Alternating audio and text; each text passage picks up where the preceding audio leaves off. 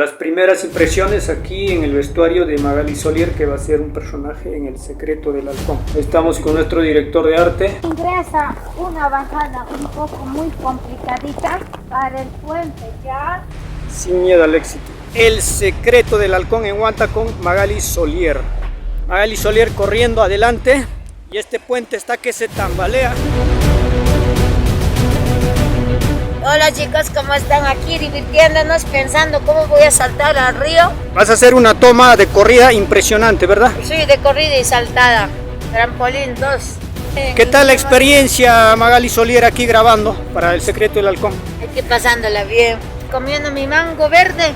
A mí me gusta todo lo verde. Sí, cabello vecino peruano. Bueno, va a ser la toma más espectacular aquí en el puente de Chaypará. Chaypará.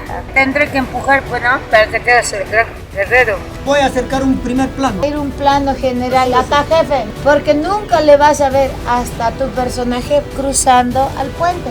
Ahí grita, por favor, diciendo Rumi. ¡Rumi! Rumizunju.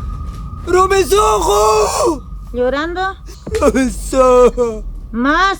Mirando la cámara, por favor. Tápate otra vez, por favor. ¡Ya no llores!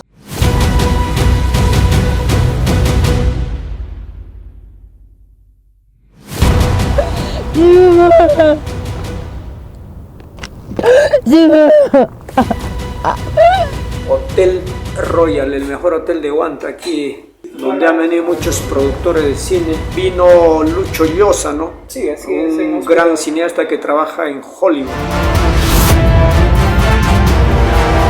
El secreto del halcón.